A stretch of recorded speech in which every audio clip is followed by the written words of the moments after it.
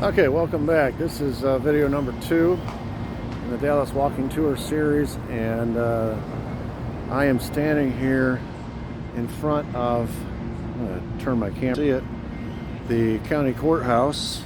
If you can see that, I'm kind of under a tree here, but this is the old courthouse here right on the edge of Dealey Plaza. It's a beautiful building, red brick, very distinctive, kind of stands out amongst all the buildings around it. So you can see the buildings around are more modern. Kind of a gray limestone look. Here you've got the big red brick, and of course right across from it is the old annex building, which is the red brick. That's the annex built for the courthouse, and it housed the sheriff's department, and of course that's right on the periphery, just like the courthouse is, of Dealey Plaza. And then in back of it is the part of the county records building, which wraps around to the front side, and it's a very significant building in the assassination because it's right there on the edge of Dealey Plaza. I want to walk out here onto the street. This is Main Street here. As you can see, there is the intersection there. That light, you can see, that is Houston Street. So Main Street, this is where JFK's motorcade made a right turn, its first right turn onto Houston, right there between the courthouse on the left and the courthouse annex on the right. This is the first 90-degree turn, which is already a big no-no in Secret Service protocols to be making these kinds of turns. I'm going to look down Main here, step out here, look at the tall buildings. It's almost like a tunnel that JFK's motorcade is coming down, and you could virtually drop a grenade in his lap, especially since the bubble top was removed. This is another violation of Secret Service protocols, to take a motorcade, especially in an open car, winding it amongst city streets, amongst tall buildings like this. But this is Main Street, and they were on Main Street for quite a while, and as they proceeded along here, they passed on the right, the records building, first, and then the county annex on the right second, and then of course on the left was the big courthouse. So just to give you a little bit of lay of the land there. I told you in this to you about why he came to Dallas, and why it was dangerous for him in Dallas. So what are some of the anecdotal things that he knew going in that this was going to be a really risky proposition? That's why he told his wife, we're heading into nut country. He knew.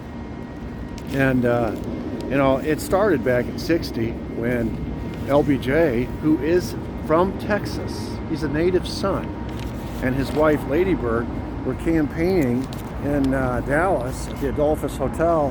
When they left the Adolphus Hotel after giving a speech, he and Lady Bird were jostled by a bunch of right-wing women. They called themselves the Mink Coat Mob, and they were waiting for them in the lobby of the Adolphus Hotel. And these are some of the hardcore conservative Democrats who view their own LBJ as a traitor for selling out to a Northeastern liberal Democrat. They're all going to vote Democrat in the fall, but they really hated the fact that one of their own was on the ticket. And so they gave him a hard time. LBJ, that was in '60. Between '60 and '63, in anticipation of this trip, Billy Graham, who traveled the country giving these big these big evangelistic crusades, had been to Dallas. And we went back to the White House and talked to JFK and found out he was coming to Dallas. He told him, don't go to Dallas. That's not a friendly place for you. So he's warned by Billy Graham. He was also warned by Arkansas Senator William Fulbright, who told JFK, Dallas is a very dangerous place. And he said, send somebody else, but don't you go. Send anybody, but don't you go. You're a lightning rod down there. Right before, just 3 weeks before JFK made his trip to Dallas, his UN ambassador, Adlai Stevenson, had come to Dallas and given a speech, and after the speech, he too had been accosted by a mob, hit over the head with a sign. The picket sign read, if you seek peace, ask Jesus. And they knocked him over the head with it. And then when the security threw him in the car, they started rocking his car. He went back to Washington. He told JFK, I didn't think I was going to make it out alive. This is only 3 weeks before JFK came. And then you've got the mayor. The mayor's name is Earl Cabell. And if you're familiar with Bay of Pigs and the top 3 guys in the CIA whom JFK fired after Bay of Pigs, you know, publicly he took the blame for it. Privately, he said the CIA had lied to him and he wanted to dash the CIA into 1,000 pieces and scatter it to the winds. And he had gone to war with the CIA since the Bay of Pigs. He had passed 3 national security action memos, 55, 56, 57, taking covert power away from the CIA, giving it to the Joint Chiefs, which means he's over it because he's the commander-in-chief of the military.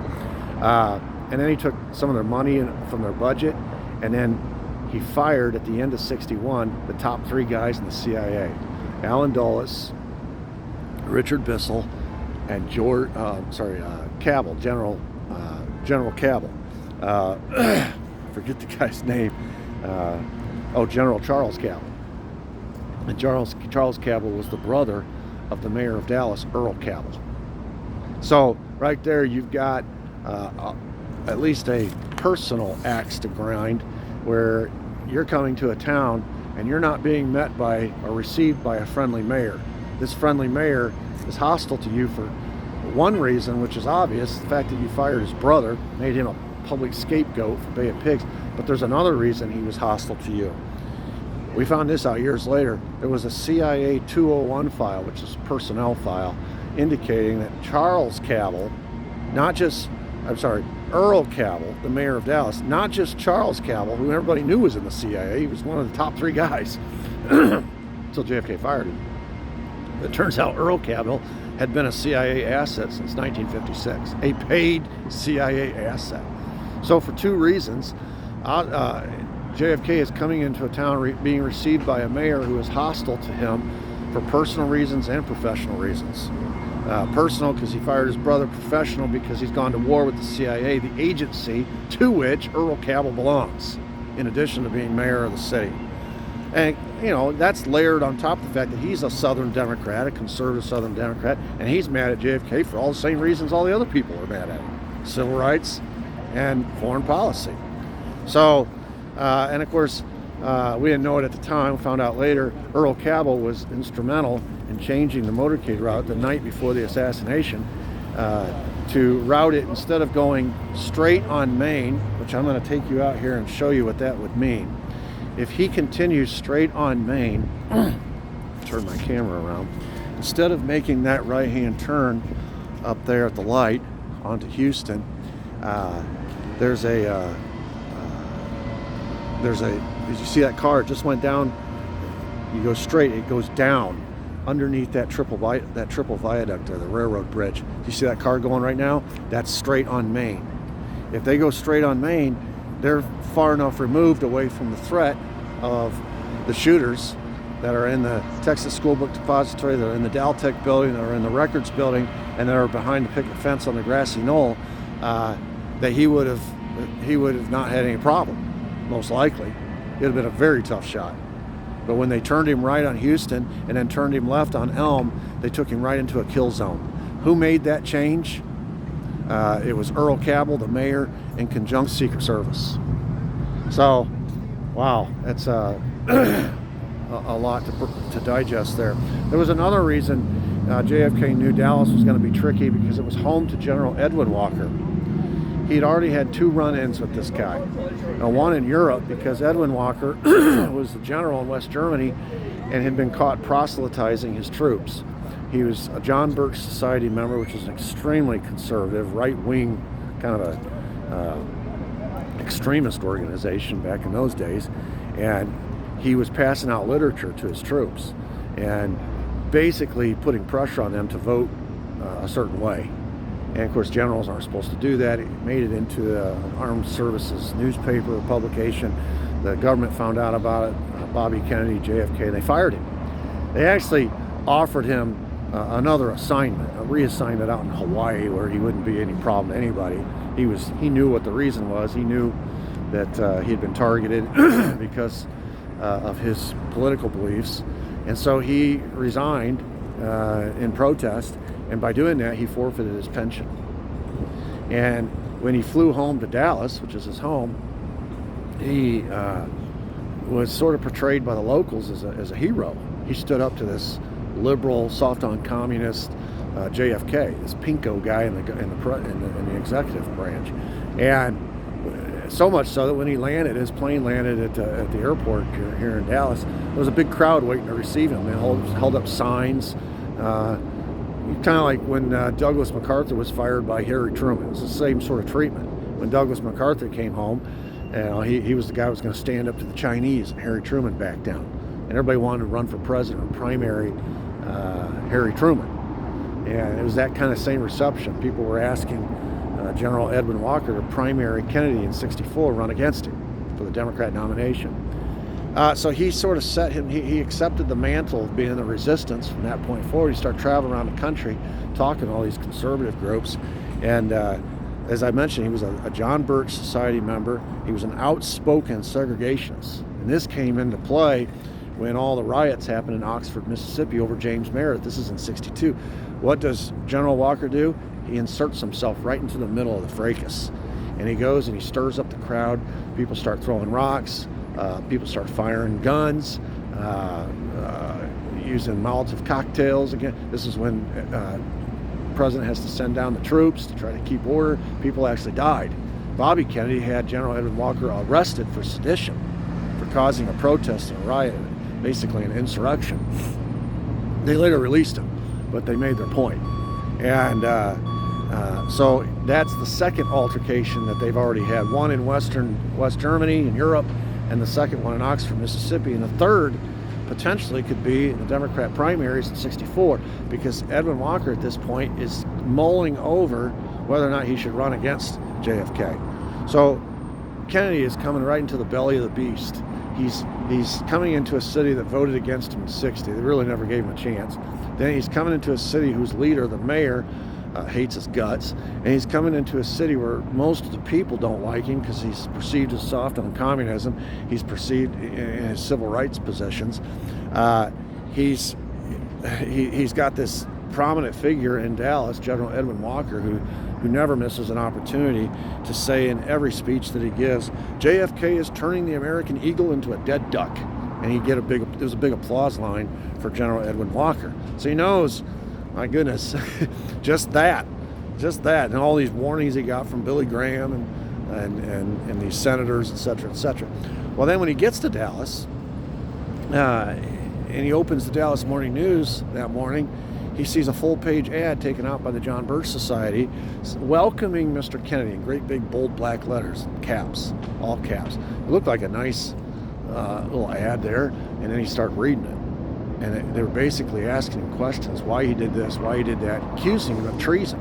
It was not a nice ad at all. It was extremely hostile. And then when they started motorcading through Dallas, everywhere you looked, there were posters, wanted posters. Said wanted for treason, and a great big picture of JFK, listing underneath it all these different foreign policy opportunities to stand up to the Soviets where he didn't, ones I listed in my last video, and they're calling him a traitor, accusing him of treason. They're posted on all the telephone poles, storefront windows, everywhere you look. Some of them are laying on the ground. People, dropped them. They're just everywhere. So you have this full-page ad in the Dallas Morning News, and everybody back then read the paper. So everybody saw it.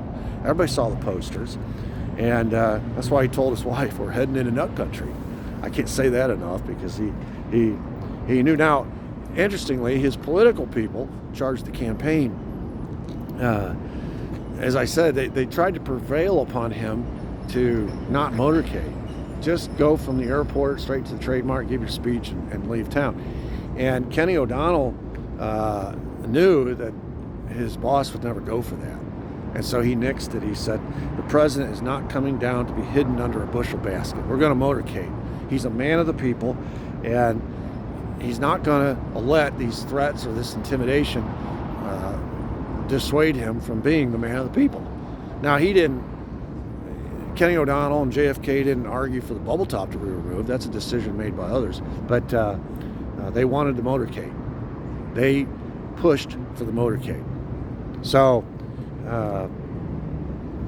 the conspirators are going to work with that. They're going to know, okay, the motorcade's going to happen, and if it doesn't happen, we're good too, because we've got that covered. We've got a contingency plan if there's no motorcade. But if there's a motorcade, that makes our job easier. And then Senator Ralph Yarborough from Texas, regarding why Jackie was on the trip. Jackie didn't usually go on the trips with JFK. Normally he traveled alone. They had kids and stuff. She'd stay behind in D.C.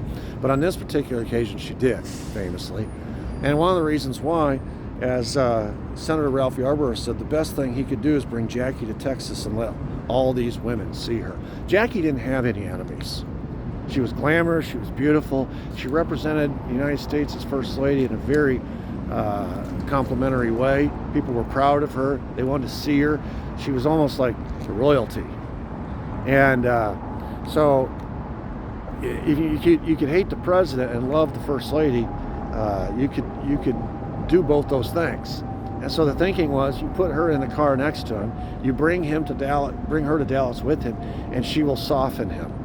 And any hatred, any vitriol, any event that might be planned, whatever, they might be less likely to do that or go through with it if Jackie's sitting next to him by his side. So Jackie was a prop. She was arm candy, brought to try to soften JFK's image in his visit to Dallas, where he knew it was going to be a very hostile reception, and so he brought his wife with him. So that is the situation that we find ourselves in as JFK arrives at Love Field on the morning of November 22, 1963, with his wife at his side. Thank you.